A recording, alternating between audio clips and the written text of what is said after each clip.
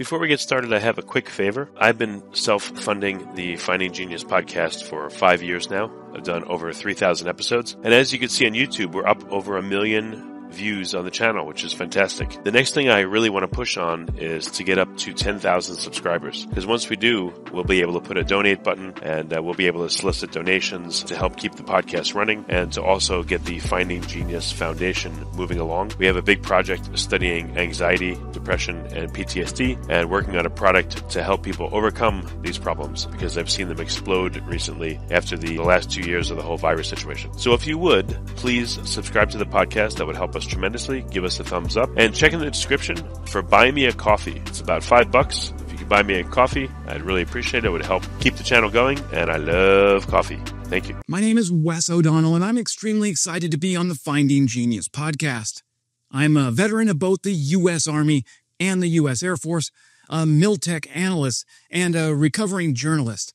And stick around and learn about how AI in warfare is essentially compressing the kill chain, and how Ukraine right now is doing it better than anybody else. Thanks. Look forward to seeing everybody on the podcast. Forget frequently asked questions. Common sense, common knowledge, or Google. How about advice from a real genius? 95% of people in any profession are good enough to be qualified and licensed. 5% go above and beyond. They become very good at what they do, but only 0.1% are real geniuses. Richard Jacobs has made it his life's mission to find them for you. He hunts down and interviews geniuses in every field: sleep science, cancer, stem cells, ketogenic diets, and more. Here come the geniuses. This is the Finding Genius podcast with Richard Jacobs. Hello, this is Richard Jacobs with the Finding Genius podcast. My guest today is Wes O'Donnell. He's a journalist. He has a YouTube channel, Wes O'Donnell on YouTube, and Wes O'Donnell Eck. Wes is a filmmaker. He directed an award-winning short film called Memorial Day, which got the best drama at the Oregon Cinema Arts Festival, and a special mention at the One Reeler Short Film Competition in LA. He's also the occasional co-host of Mysteries Decoded on the Cartoon Network. So I think this will be a fascinating conversation. We're going to talk about AI in warfare, and we'll go from there. So welcome, Wes. Yeah, thanks, Richard. I'm happy to be here. Big fan of the podcast. Well, thank you. So how did you first get involved in AI and warfare? Was it just through your journalism that you started seeing stories about it, or, how did you run into it? Yeah, so I served in 2 branches of the military. I served in the Army infantry, and then after a few years of that, switched over to the Air Force and worked on surveillance radar on the E-3 Sentry, which is that big Boeing 707 plane with a rotodome on top. You might recognize it. And it was really in the Air Force where I was smitten with technology. I sort of fell in love with all of the high-speed things that our Air Force is working on behind the scenes. And yeah, the AI is really just the next iteration of applying this to make sure that we're all safe here at home. Yeah, I would think that's, on one hand, I would think like the military would embrace it. But then again, everything the military would be cautious and still want to have their hand on the trigger. But, the AI, I guess, would help in the decision making. I just don't see the alphas kind of that run the military or in it submitting their decision making to an AI. What do you see? That's actually a fascinating observation. And the reason I say that is because you're exactly right. Like, there are a lot of folks who are very uneasy about giving a machine the ability to make the kill decision. Like, that's full of ethical and legal implications. Like, I mean, who do you hold accountable if the AI commits a war crime, right? And I think that knowing that and setting that aside for a second, the military is still compelled to go down this path. And the reason is because our adversaries, China and Russia, near-peer adversaries, are absolutely pursuing this. And in fact, we're seeing it on the battlefield in Ukraine, and we're seeing how the kill chain, which is, this military jargon for I want to shoot something and here's how I'm going to go find it and shoot it, which is find, fix, track, target, engage, and assess. That normally takes days or weeks or maybe even months, depending on who your target is. Well, AI is compressing that kill chain to seconds or milliseconds. And that's an advantage that that our own military, the U.S. military, cannot allow to just be a capability of the opponent. Yeah, I mean, I'm imagining, I guess, the people are now by far the most vulnerable component on the battlefield. I could see like, I don't know, a bunch of people fighting in some urban area. Facial recognition is identifying who they are kind of instantaneously. And then, I don't know, maybe you have, manless turrets or something that take out certain people right away, or certain air defenses or things that launch towards them. The leaders of it, they can target exactly who they want and just take them out quick. Yeah. I'll tell you this, as an infantryman in the 101st, there's a certain uneasiness. There's like this cold feeling when or you think you're being hunted by a machine. Like, I mean, at least if you're going to get shot, at least have it be from another human, but does it be different when you're facing a human opponent versus a machine? You know what? It's really tough to put your finger on, but in my mind, at least, and I'm just imagining because I've myself have not been hunted by AI, but I mean, it's almost primal. It's the whole reason why we have these super popular sci-fi shows like Terminator and Matrix, and where this cold, heartless, that doesn't feel any emotions, its only job at the edge, where it's doing all of its processing on the drone itself. It's not calling home. It's not getting permission. It's making the decision itself in real time right there. To me, that just seems psychologically, it seems very, very cold, I guess. Well, it's not nearly, it's not a life and death situation, but in playing chess online, I played against bots, and I don't think I'm deceiving myself. Like, you can feel there's a difference. It makes no sense that you should, but the moves and the way it moves and everything is just odd. And you do get the feeling like this is not a person. So I guess that would translate to the battlefield times 10. Yeah, because humans just have a certain way of making decisions. And, a machine is going to figure out the most efficient way. And that might be a way that a human has never conceived of before. And, no, I mean, it's absolutely simultaneously fascinating and terrifying all at the same time. And just to clarify here, because I think AI, as we're talking about it, has sort of, I think there's a bit of exhaustion in the public right now because of all the AI marketing around AI apps and large language models and ChatGPT-5 and whatnot. And so just to clarify here, when we're talking about AI and war, we're not talking about large language models. What we're actually talking about are these narrow AI systems that are trained on a very narrow, very specific set of images so that they know what an enemy looks like, what's the difference between a T-72 tank and a cow in a field, and then can go through the process of that kill chain that we talked about and decide right then that, okay, I'm going to go down there and I'm going to destroy that. Yeah, that's crazy. And I know narrow AIs can outpace a human because, again, it's narrow and they can find answers in the solution space, I guess I'll call it, that, like you said, people will never think of. Here, I've seen it playing video games. AI is doing it. They had one that played like Breakout, you bounce the ball against the bricks and it was able to like work through the screen and do all this crazy stuff to win that people hadn't thought of, at that point. So I could see the same thing happening with AI in the battlefield. Yeah, it's ruthlessly optimized to have this millisecond response. Really, no waiting on anything from the cloud, no spinning up extra RAM. And there are boards. There are like NVIDIA makes boards. In fact, one was found inside of a Russian Shahed drone. So we know that they're starting to implement AI on the battlefield on the Russian side. And, there are these custom boards that are just perfect. I mean, perfectly trained, perfectly designed to use low power consumption and still have the AI be able to completely be reliable and jam proof because there is no connection between the operator and the AI drone. It's out there on its own, making its own decisions. So what, the AI still has to inhabit something. It has to inhabit a missile or has to inhabit a drone or a tank or whatever. I don't know what you call that. I guess the embodiment of AI inside of the embodiment of AI. Like, how does that change how these objects react? Like, have you observed or spoken to military personnel or seen yourself how AI that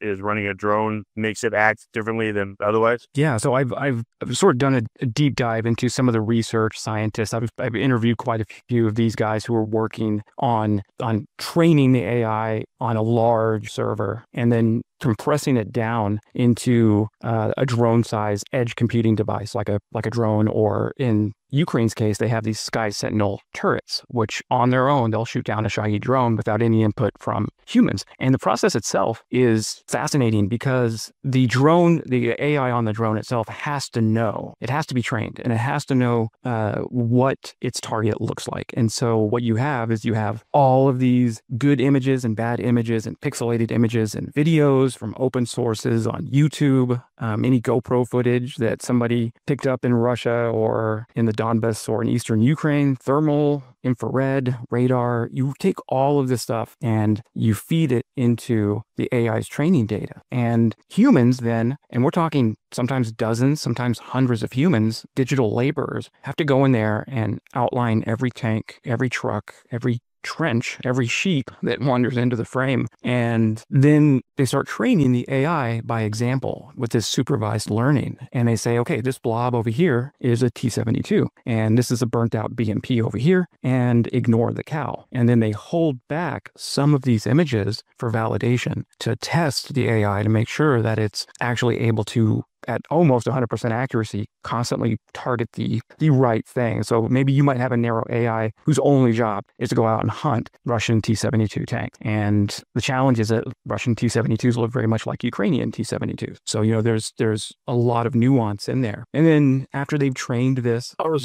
You wouldn't make an AI that would go after anything Russian, because that's not narrow enough. They have the ones that actually go after just a specific model of weaponry vehicle, let's say. Right, based on any of these open source images that they can find, and then you throw in the fact that you'll have on both sides, in this case the Ukraine-Russia war, them adding all kinds of counter drone measures, physically attaching them to their vehicles because drones are constantly slamming into the sides of these things. Yeah, and it changes the silhouette. The AI needs to be retrained, but that that all of that training with those images and video and IR feeds, all of that is done on a large server, not the drone itself. The process of actually shrinking it down, what they call fontization in the AI world, is taking that now highly trained AI and getting it to fit on a little bitty board. Maybe it's a Raspberry Pi, maybe it's an Android board from AliExpress, or an NVIDIA Jetson Orin, which is right now one of the most popular. And when you shrink that down, it fuses the layers, it strips out all that inefficiency, and it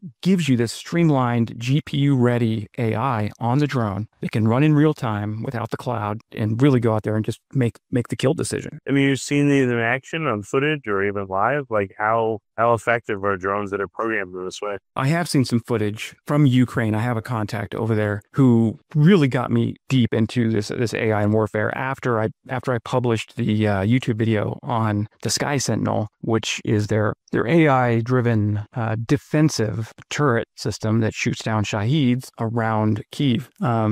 After publishing that video, it was more successful than some of my other videos, and then I started talking to a bunch of folks in Ukraine about looking deeper under the hood, getting my hands on some of this stuff. And it's extremely scary. Like the first thing that came through my mind is I just graduated law school in April, with the goal of continuing to talk more about technology regulation and artificial intelligence on the battlefield. And the first thing that popped in my mind when I'm watching this stuff is, there are serious ethical and even legal implications here, because the technology is moving faster than our bureaucracy can make laws or regulations or treaties between nations. It's just, we just move so slow as humans. There's absolutely no way that we're going to be able to catch up without some sort of Apollo program for battlefield AI, which nobody's really talking about right now. Everybody's talking about ChatGPT 5, which is fine. I mean, it's a large language model, but it's not killing people. Right. I mean, what did you see that concerned you? So let's say I put out a drone, it's supposed to kill a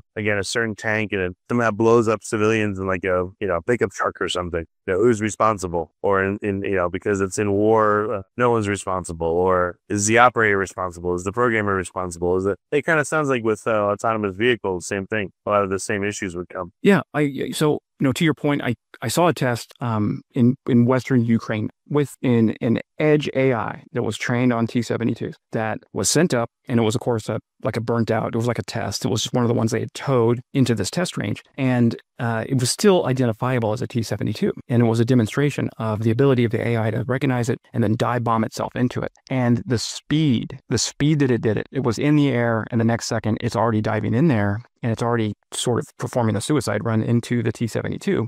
I mean, it was mind-boggling. And you have to imagine what's going on in the AI's brain as it's doing this.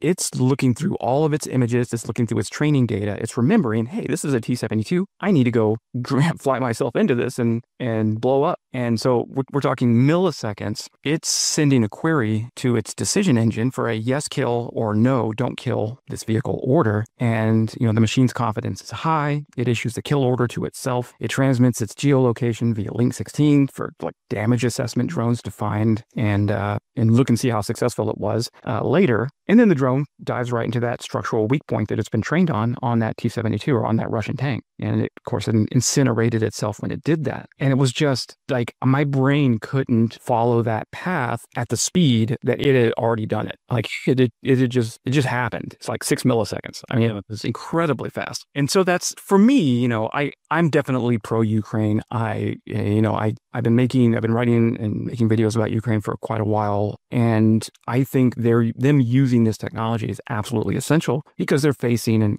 existential crisis. But for the rest of the world, we should probably start talking about this because, once. So the thing is, you're watching it. Okay, great. How about various other governments? Israel, is Israel using this stuff in Gaza? They make a lot of drones. What are they adopting and learning from this? The Ukraine war is a huge live lab where all kinds of stuff I'm sure is being tested. I can't even imagine what's being learned and now is coming into play in other conflicts. Yeah, you mentioned Israel. So Israel has a scope called the Smart Shooter Scope, and it has very, very small onboard AI just in this scope. And this scope goes on regular soldiers' rifles. The U.S. military bought a few hundred of these things, and they've also been sent to Ukraine for the Ukrainian military to use. And what it does is the AI in the scope is helping whoever is shooting at a drone in the sky with a regular assault rifle. It pull the trigger. It doesn't allow a bullet to go until the AI lets it go, if that makes sense. So you're aiming at a drone in the sky with this smart scope and you pull the trigger because you think you have the drone in your sights. The AI is like, oh, I disagree. I'm going to wait for 2 more milliseconds and then I'm going to release the bullet. And it does. And it turns out it's brilliant at swatting drones out of the sky. If you're, that's like a last resort. If you're an infantryman and you're caught in the open with a drone coming at you, you don't have a shotgun on you, which is moderately effective against small FPV drones, then this is a great tool. But, this is going back to Israel is absolutely starting to find uses for AI in all kinds of different weapon systems. What are some of the other uses besides just, kamikaze diving, killing, shooting? What else? Yeah, it's really just the sky's the limit. I mean, if you can imagine it, any inanimate object, you take a legacy Tomahawk missile, that was like the belle of the ball of the Gulf War era, where we had these Tomahawk missiles, this legacy marvel that would go through the old kill chain, the find, fix, track, target, engage, assess. It would go into Iraq and it would hit whatever target its human programmers programmed it with. But if you think about the process of an old Tomahawk missile, it was human finds the target, human plans the mission, the missile gets launched, the missile follows its orders, but it can't talk back, it can't reroute, it can't improvise, and hopefully it hits the target. Hopefully the target is still there by the time it gets there. And so if you were to take, let's say, an NVIDIA board or whatever AI board that you want to put in there after you've trained it, then now the weapon is launched, the onboard AI searches, identifies, selects the best target in real time, and all of the navigation and targeting is done completely on its own, and it all happens at machine speed within milliseconds. And so really any weapon system that you can imagine has potential to upgrade with AI. And, the U.S. is absolutely moving in that direction as well. I can see you're going to have observational drones or equipment, for an area where there's a problem happening. And then once they target someone, if they have other assets there that are just sitting passive, but their only job is to kill, from what you're saying, within like a second of identifying a target, someone could be killed. Yeah, and that's one of the things that I've written about in the past. Over on my Substack channel, I had just written sort of a primer on AI and war. And one of the things I mentioned in there is like, how do you keep track? How do you keep track of like who's getting killed on the battlefield if it's happening this fast? I mean, it's going to have real implications for, not just keeping track of casualties, but also knowing whether an objective has been cleared or not. And there's absolutely the need to have some sort of ISR or intelligence, surveillance, reconnaissance asset somewhere close by that can monitor all of this happening. And then, that's the part that I think you just mentioned, that is definitely not top of mind. That's something that's sort of secondary to this arms race that's happening right now between China and the U.S. mainly. So, what else have you seen? What other AI technologies? I guess there's targeting, tracking. You said, I don't know, the word is for killing, but engaging, I guess. What other kinds of, again, AI have you seen out there that are being used? Yeah. So, other than putting AI into like an actual scope for a weapon and then having a drone itself be the one to make the kill decision and fly itself, assuming it's got some kind of explosive payload, I've seen AI in a lot of intelligence. So something more along the lines of think like AI-driven command and control, right? Sort of like data fusion, decision support, targeting, electronic warfare. They have a lot of opportunities there to have AI speed up the process of, instead of a general hunched over a map with a cigar, that picture is gone. Now it's about fusing all of these sensor feeds. You have data coming in from an F-35 that's using its radar to track known targets in the area. It's fusing together data from space-based assets, so satellites. You have a team on the ground who is designating targets. All of that has to be put together. And, typically we do have neural nets and we have some machine learning that can do this, sort of the old-fashioned way of compute. But once you insert AI into this, an AI that's very narrow and very specifically trained to take all of this data, synthesize it very quickly, and turn around and give commanders options. Okay, so this is the option that's most likely to succeed. This one has a 98% virality score. This one might go viral, and so, this is your best option to attack the enemy. This is your second best option. And it's going to do this in seconds to minutes after it's, constantly looking at all of this intelligence, surveillance, and reconnaissance data. It's just mind-boggling. What about like swarm behavior, intelligence with drones? Yeah, swarming is sort of it's really less about bees and more about like chaos on demand. At least that's what I think of when I think of like swarming.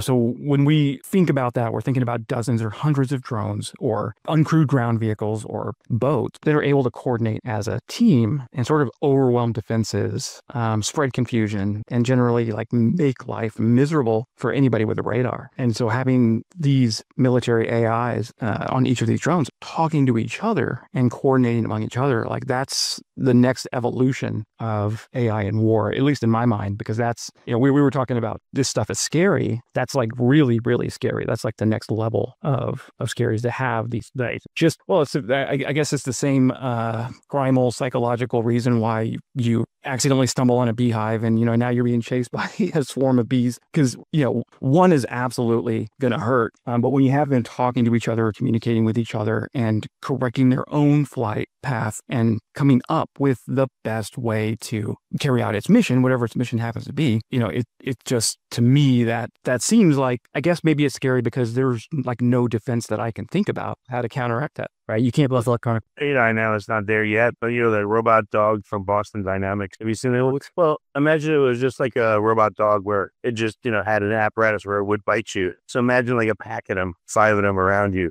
attacking you. You're fine. You'd be done in like a second. There's no defense. Yeah. It's like coordinated attack, right? It's something impossible. Yeah, Yeah. Well, what's funny is I was talking to this guy I served with in the Air Force, and I'm like, hey, why is it? Because he moved on to the National Security Agency, and I'm like, hey man, why is it that we have this AI dog? We've had not AI dog, we have this robot dog with Boston Dynamics, and we sort of have robots in the United States, but they're always in R&D. Like they're never going out there. And then I don't know if you've seen the news, but Chinese company Unitree just released this fully articulating robot that can do kung fu and party trick. And I'm like, why are we so far behind on robotics? Because the next evolution is like putting these AI systems into robots. And now we're embodied cognition or something. Yeah, I think I actually have heard that. Yeah, embodied cognition. With Unitree, I think what they've done, and I don't know what AI or even what processing they have on board their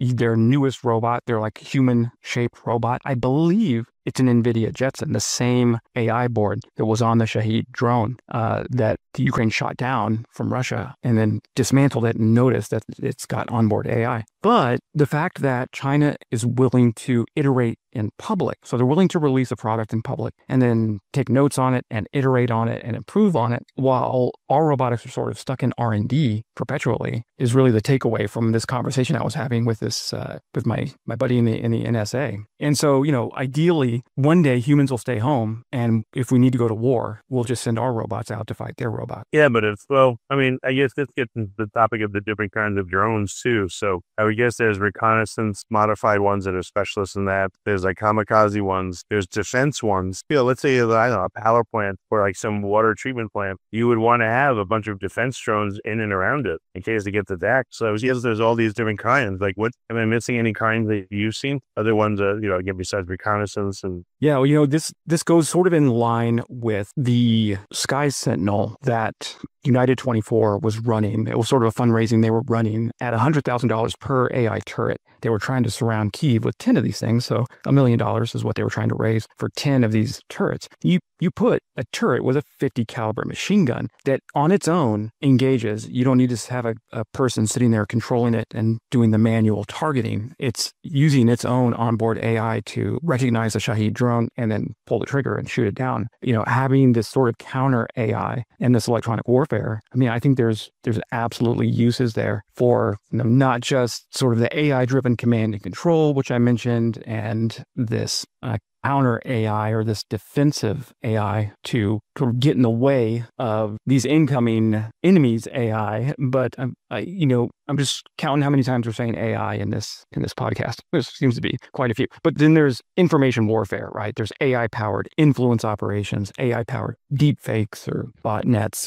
Then we get into like the gray zone of modern warfare, which is having all of these armies of bots try to destabilize governments or sway opinions or just sow confusion. Is there a kill switch required on any of this equipment? Or is there a Geneva Convention or some equivalent for what is allowed and what is not allowed in autonomous warfare? I thought years ago there was, but I would guess now it has to be totally rewritten if it even exists. Not that I know of. I do know. So, when I was in the infantry, we were once tasked with guarding Patriot missiles on the Iraq border. And we had this quick reactionary force that would drive out and respond if somebody got too close to the perimeter of the Patriots. And we would frequently have these Bedouins herding their sheep through the desert, and they would constantly get too close, and we'd constantly have to go out there and turn them around. But the SOP, the rules of war, as we were issued them at the time, allowed us to take fire with live ammo if the perimeter was threatened. Now, obviously, we're not going to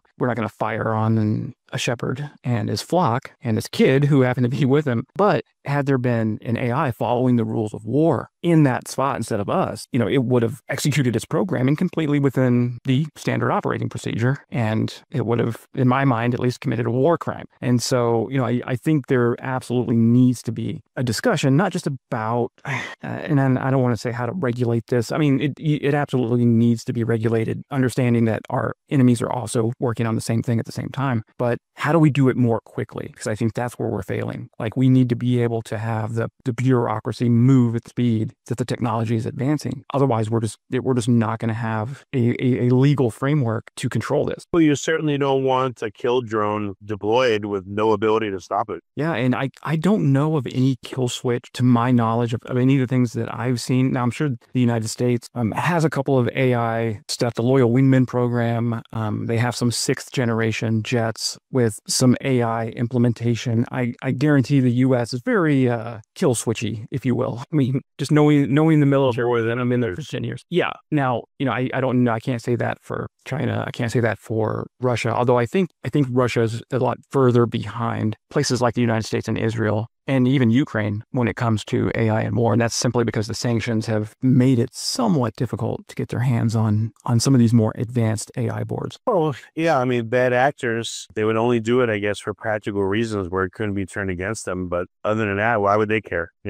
As they say, it's against the law to do or have X. Well, a criminal by definition, or your enemy by definition, why would they care? They would just do whatever it takes. No, exactly. And, here's where it gets, I think, scary is that this isn't confined to nation states. So I know we've talked about the US and Ukraine and Russia, but there's the garage innovator, right? There's these teenagers who can have a 3D printer and a credit card, and they can put together an FPV drone with AI on board. And you can go buy a Jetson Orin module right now on Amazon for $500. It's these mercenary tech firms. It's the open source collective. Even U.S. Special Operations Command has learned to shop at Best Buy when the bureaucratic machine can't deliver on time. So what we've really stumbled into is everybody now has the ability to create an AI kill machine if they really wanted to. And I mean, and the barrier to entry is not very high. So, you can have a guy build a drone to take out his ex-girlfriend who, cheated on him. This is something that I believe we'll see in the next 5 years somewhere in the US, is we're going to start to see sort of these domestic terrorist opportunities because the barrier is so low for this high technology. Right. That's what I mean. Instead of a crazed gunman going in somewhere, you just send a drone in or a couple. Right. Yeah. I mean, it's scary stuff. And, it's everything's open source now. So this stuff doesn't have a top secret sticker attached to it. And DARPA, the U.S. military is not keeping it top secret. Anybody can go online right now. I mean, even ChatGPT will help you through it. It'll even talk you through it, how to take an NVIDIA Jetson Orin, put it into a drone, and then it's just up to you to get your hands on the payload or the explosive. It's absolutely scary. And federal law enforcement, local law, like municipal law enforcement, these agencies, I promise you, are not even thinking about this. And so, I'm not trying to be an alarmist. I'm not trying to come on here and scare your audience. I just think that we're entering a new era that is part of the AI conversation. It just goes far beyond the ChatGPT conversation. What bodies are thinking about, ethics policies and code to propose to regulate this? What are they proposing? Any insight there? I might be wrong about this. I believe there is an organization at the Pentagon and within the U.S. Department of Defense that does have an ethical framework that they're trying to put together for these exact scenarios. We're talking about one very narrow department that's going to cover U.S. military use, so the Army, the Air Force, the Marine Corps, for using some of these AI systems. That still leaves vast swaths of the government under the current administration to either make this a priority or don't make it a priority. And I'm just trying to think right now if there's anybody else, allies-wise. Australia maybe. The UK's probably got an ethical framework that they're putting together right now. So, I know that there are several organizations, there's several governments that are thinking about how to get this sort of under control before we suddenly have swarms of pillbots out there flying around. It sounds like the companies that are producing this stuff are like, balls to the wall, trying to innovate and get it out there. And then when you talk about the regulation, it's like a sleepy, half-hearted, we should probably think about it. It doesn't bode well for what's going to happen. Well, that's just sort of the way innovation always, I guess, and for me personally, I think a certain amount of regulation can be healthy. It can save lives in certain instances. I'm definitely not about regulating everything all the time. I think that might stifle innovation to a certain degree. And so now we're sort of tiptoeing into politics because, there's absolutely one side that wants to deregulate everything in the interest of the free market. And then there's, the other side that thinks that there needs to be a lot more regulation. So if you have somebody like Palantir or Anduril, which are US-based companies that are really heavily creating AI weapon systems right now. Right now, the current administration is a dream come true because it's definitely against regulation. It's not in a hurry to go in there and say, hold on a second, don't we need to take this a little bit slower. And maybe that's the right way to do it because our adversaries are working on this stuff without any regulation whatsoever, and they will field it. And if we don't have the answer to that, then it turns into an existential crisis. Well, like the G6, G7, G8 needs to,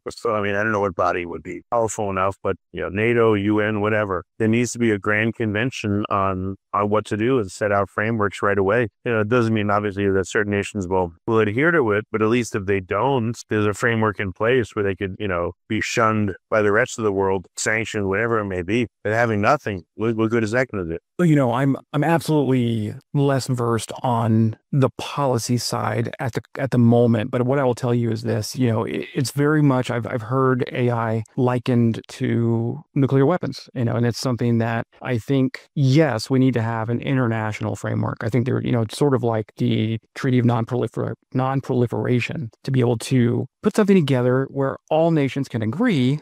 Hey, we're not going to develop nuclear weapons in exchange. We're going to allow, in exchange for Zimbabwe to not acquire nuclear weapons, then they'll get access to nuclear energy technology, and they'll also have the peace of mind that because they're signatories to this treaty, that their opponents across the street are also not going to be developing nuclear weapons. And so, I think there's real value in having some sort of international framework where we can say we're going to refrain, or only these countries have access to these very, very lethal, very, very faster than humans can think weapons. So maybe nuke already provide, maybe this history of nuclear weapons on our planet will provide sort of a scaffolding for us to build the regulations for AI in the future. In my future, I mean, hopefully as soon as possible. Yeah, crazy. What other aspects haven't we touched on that you're finding interesting, fascinating, scary, etc.?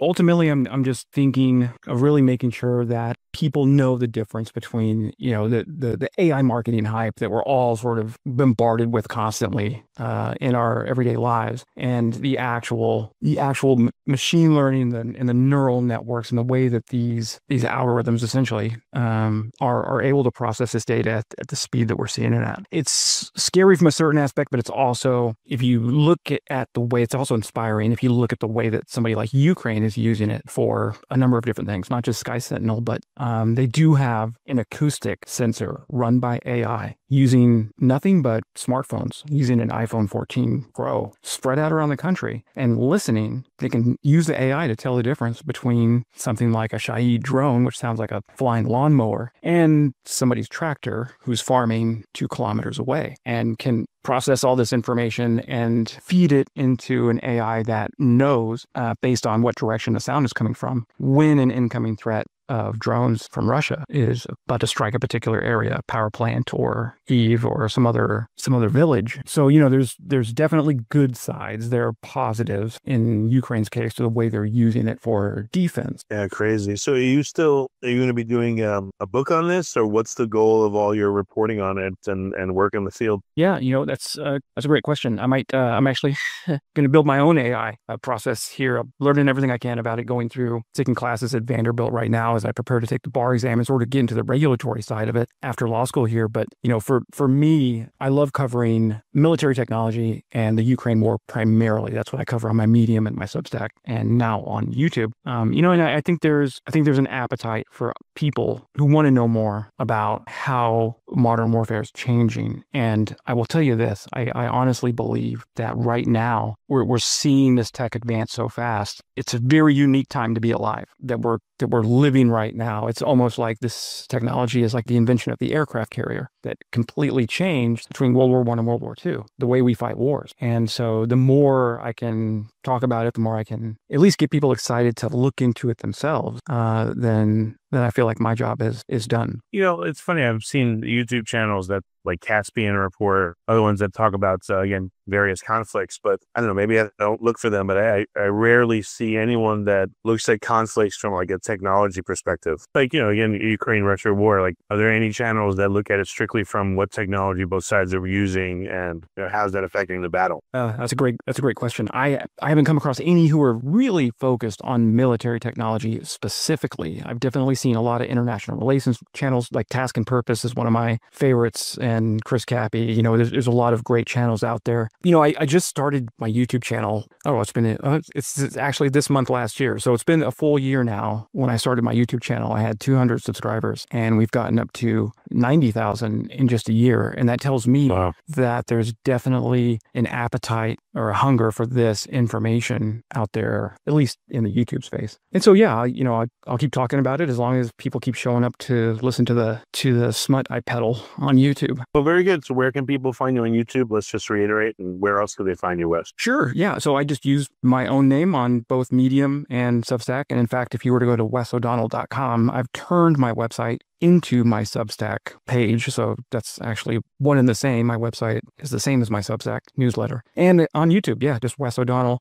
Search for that. You'll see my smiling face on there. And I love making videos. If I could, I would have said I love writing a year ago, but now that I've been on YouTube for a year, I absolutely have fallen in love with making videos. If I could do that all day long, every day, that's what I would do. Well, that's cool. Okay. Well, very good. Well, Wes, thanks so much for coming on the podcast and talking about these issues, which, pretty much no one speaks about. So it's been very eye-opening. Thank you. Awesome. Thanks so much, Richard, for having me.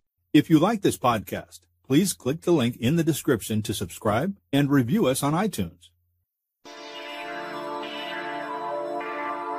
You've been listening to the Finding Genius podcast with Richard Jacobs. If you like what you hear, be sure to review and subscribe to the Finding Genius podcast on iTunes or wherever you listen to podcasts. And want to be smarter than everybody else? Become a premium member at findinggeniuspodcast.com. This podcast is for information only. No advice of any kind is being given.